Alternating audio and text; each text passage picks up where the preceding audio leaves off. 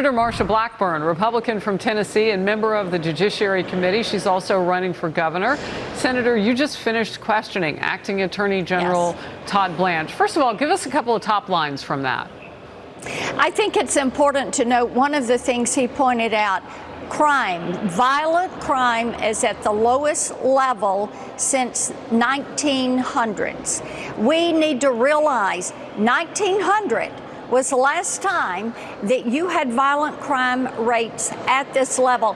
That is what the American people want to see. When I talk to Tennesseans, Harris, they want to make certain their communities are safe. And under President Trump, they are delivering this. We talked in the hearing about Memphis and the great crime stats that we're seeing, cutting violent crime in half in Memphis with the Memphis Safe Task Force and the partnership that is from your local, state, and federal level. That is important. We also touched on fraud, and Tennesseans want to see proper use of their taxpayer money. They want to root out fraud. So we know that is an accomplishment, and he has been able to talk about that this morning also. And of course, we have to touch on Judge Boasberg and Jack Smith and the abuses that took place under the Biden DOJ. All right, before we get to that, I want to lean in on what you were talking about with fraud, because we have something we can take live right now. This fraud hearing has a couple of issues about it right now. For one, you've got some testimony from the person I kind of call as a fraud-busting hero. Nick Shirley is there, and you've got political activist James O'Keefe there, and a lot of Republicans in the room. And I think we have a shot of the empty seats all the way to the right. Yeah, right screen, and then off to the right of that, empty seats where Democrats would be sitting.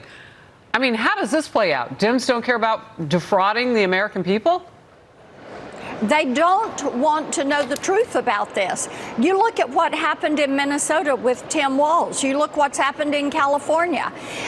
You look at these areas that have just basically turned a blind eye and have let people move forward with fraud. During my portion of the questioning, we talked about the Fraud Accountability Act, which would make it a denaturalizing and deportable event for individuals that have come to this country, that have been naturalized and came here, defrauded the American public, local, state, federal governments, or defrauded individuals. Because, you know, one of the most pressing crimes on our nation's elderly is the fact that you have these fraud dens that call them and scam them and take their life savings.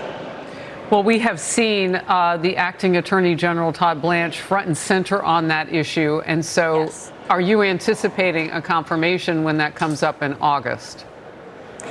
We have the votes on our side of the dais.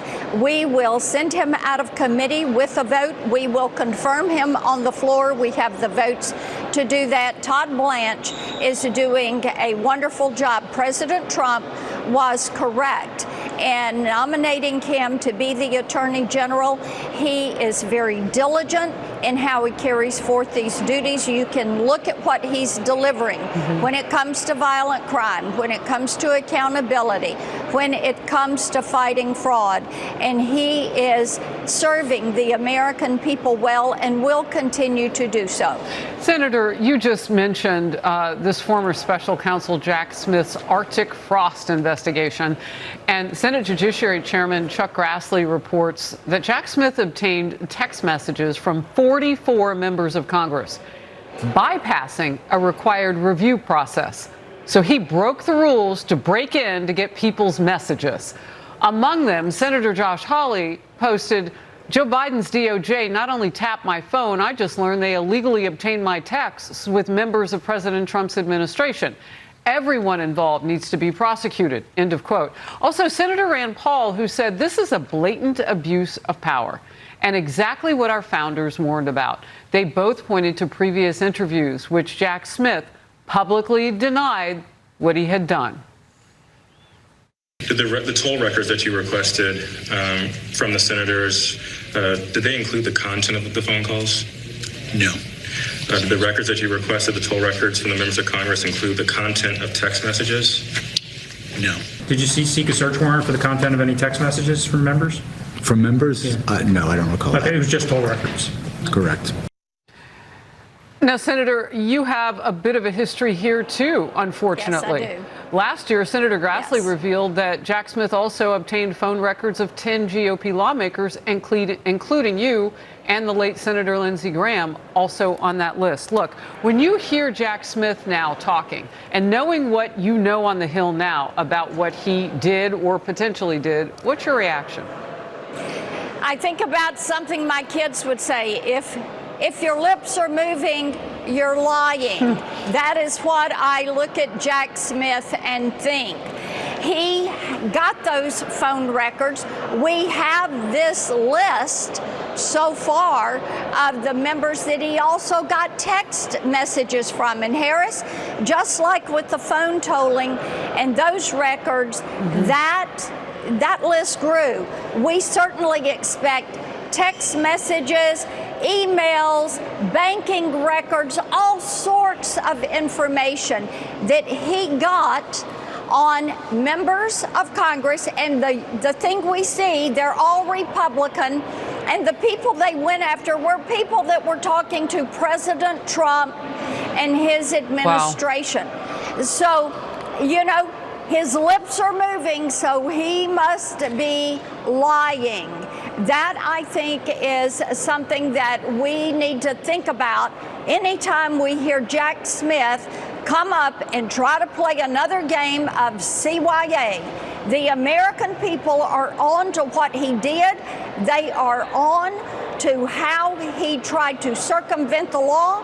Wow. They are on to the fact that he broke the law to help Joe Biden and to go after Donald Trump. Look, when I hear you say that, though, there are a lot of enemies, right? And yes. The one thing that goes through my mind is, what if he wasn't careful with that information? What if his team wasn't careful with that information, or something untoward on purpose? You don't want that information falling into the wrong hands. Your last very quick thought on that. Yes, and that is the thing. We do not know what he got from who. We do not how he used it. We do not know where he sent it.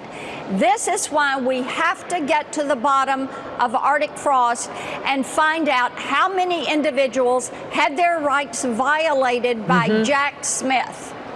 Senator Blackburn, always great to have you in focus. Thank you. Pleasure.